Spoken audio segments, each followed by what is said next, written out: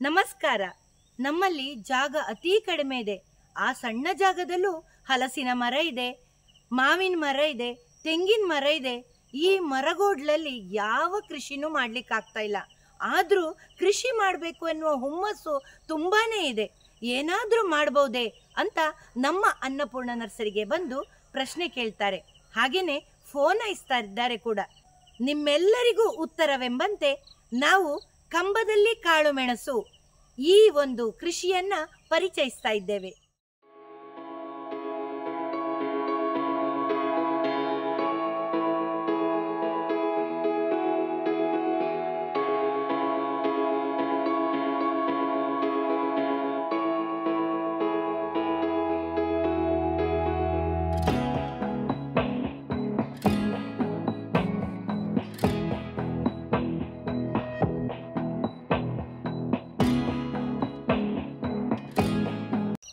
ಕಂಬದಲ್ಲಿ ಕಾಳುಮೆಣಸು ಎಂದಾಗ ಬರುವ ಪ್ರಶ್ನೆ, ಯಾವ ಕಂಬ?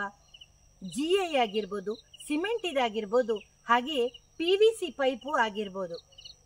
ಹೌದು, ನಾವು ತೆಂಗಿನ ತೋಟದೊಳಗೆ 1,000 PVC ಕಂಬಗಳನ್ನು ನೆಟ್ಟು ಅದರಲ್ಲಿ ಕಾಳುಮೆಣಸನ್ನ ಬೆಳೆದು ಇದೀಗ 2ನೇ ವರ್ಷದಲ್ಲಿ ಈ ರೀತಿಯ ಫಸಲನ್ನ ನೀಡುತ್ತಾ ಇದೆ.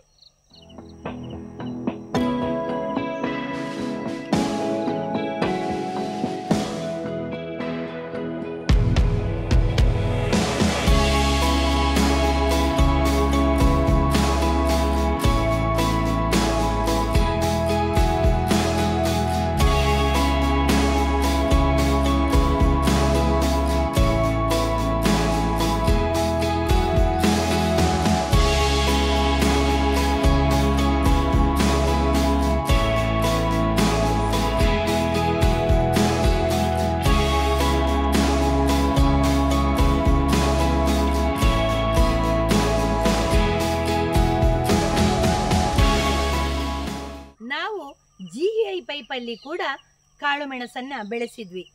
ಹಾಗೇನೆ ಸಿಮೆಂಟ್ ಪೈಪನ್ನು ಬಳಕೆ ಮಾಡಿ ಕೂಡ ಕಾಳುಮೆಣಸನ್ನು ಬೆಳೆಸಿದ್ವಿ. ಆದ್ರೆ ನಮ್ಗೆ PVC ಪೈಪಲ್ಲಿ ಬೆಳೆಸಿದಷ್ಟು ಚಂದ ಯಾವುದರಲ್ಲೂ ಬರಲಿಲ್ಲ. ಹಾಗಾಗಿ 1,000 ಪೈಪುಗಳನ್ನ ಬಳಸಿ ಕಾಳುಮೆಣಸನ್ನ ಬೆಳೆದಿದ್ದೇವೆ. ನಿಮ್ಮ 2ನೇ ಪ್ರಶ್ನೆ ಇದರ ಇಳುವರಿ ಮತ್ತು ಲಾಭಾಂಶದ ಬಗ್ಗೆ ಅಲ್ವಾ? ಅದರ ವಿವರವನ್ನ ಇದೀಗ ನೀಡ್ತಾ ಇದ್ದೇನೆ. ಒಂದು ಕಂಬದಲ್ಲಿ 2 ಗಿಡಗಳನ್ನು ನೆಟ್ಟಿದ್ದೆವು. ಇದೀಗ 2ನೇ ವರ್ಷದಲ್ಲಿ 10 kgಯಷ್ಟು ಹಸಿ ಕಾಳುಮೆಣಸು, ಹಾಗೆಯೇ ಅದನ್ನು ಒಣಗಿಸಿದಾಗ 3 kgಯಷ್ಟು ಕಾಳುಮೆಣಸು ಲಭಿಸುತ್ತದೆ. ಈಗಿನ ದರದಲ್ಲಿ 1,500 ರೂಪಾಯಿಗಳಿಂದ 1,700 ರೂಪಾಯಿ ತನಕ ಹಣವನ್ನು ಗಳಿಸಬಹುದು.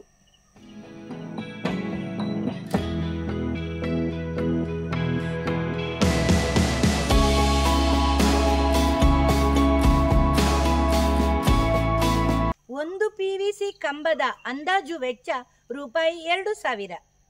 ನಮ್ಮ ತೆಂಗಿನ ತೋಟದಲ್ಲಿ ಗರಿಗಳು ಬಿದ್ದು ಕಾಳುಮೆಣಸಿನ ಗಿಡಗಳು ಹಾಳಾಗಬಾರದೆಂದು ಒಂದು ಅಂತರವನ್ನ ಕಾಯ್ದುಕೊಂಡಿದ್ದೇವೆ. ಹಾಗೆಯೇ ಒಂದು ಕಂಬದಿಂದ ಒಂದು ಕಂಬಕ್ಕೆ 6 ಅಡಿಗಳ ಅಂತರವಿದೆ. ಒಂದು ಕಂಬದಲ್ಲಿ 2 ಗಿಡಗಳನ್ನು ನೆಡಲಾಗಿದೆ.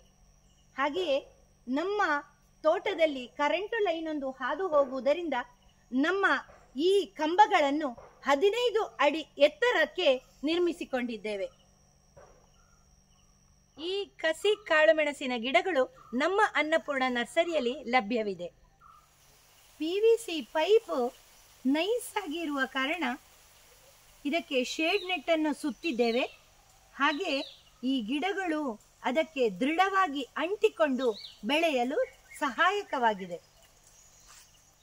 PVC ಪೈಪ್ ದೃಢವಾಗಿ ನಿಲ್ಲಲು ಕಾಂಕ್ರೀಟ್ ಅನ್ನ ಹಾಕಲಾಗಿದೆ, ಆದರೆ ಒಳಗಡೆ ಏನು ಹಾಕಿಲ್ಲ.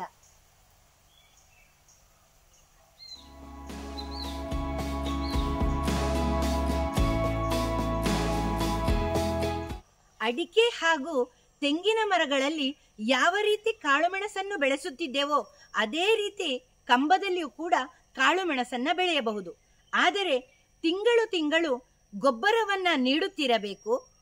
ಒಂದು ಕಂಬದ ಕಾಳುಮೆಣಸಿನ ವಾರ್ಷಿಕ ನಿರ್ವಹಣಾ ವೆಚ್ಚ ರೂಪಾಯಿ 100ರಿಂದ 300 ರೂಪಾಯಿ ತನಕ ಆಗಬಹುದು. ಅಗತ್ಯ ಬಿದ್ದಾಗ ಬೋರ್ಡೋ ದ್ರಾವಣವನ್ನ ಸಿಂಪಡಣೆ ಮಾಡಬೇಕು. ತೆಂಗಿನ ಮರದಲ್ಲಿ ಕಾಳುಮೆಣಸನ್ನ ನೆಟ್ಟರೆ ಬುಡ ಬಿಡಿಸುವಾಗ ಗಿಡಕ್ಕೆ ಡ್ಯಾಮೇಜ್ ಆಗಿ ಗಿಡವು ಹಾಳಾಗುವ ಸಾಧ್ಯತೆ. ಆದರೆ ಕಂಬದಲ್ಲಿ ಮಾಡಿದಾಗ ಈ ಒಂದು ಹಾಳಾಗುವ ಪ್ರಮಾಣ ತುಂಬಾನೇ ಕಡಿಮೆ ಇರುತ್ತೆ. ಹಾಗೆಯೇ ಒಂದು ತೆಂಗಿನ ಮರದಿಂದ ಒಂದು ತೆಂಗಿನ ಮರಕ್ಕೆ 25 ಅಡಿಗಳ ಅಂತರವಿರುತ್ತದೆ.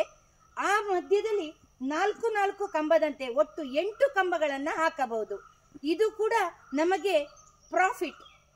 ಹಾಗೆಯೇ ಈ ಕಂಬಗಳಿಗೆ ಎ ಲ್ಯಾಡರ್ ಮೂಲಕ ಹತ್ತಿ ನಾವು ಮಹಿಳೆಯರು ಕೂಡ ಕೊಯ್ಯಬಹುದು.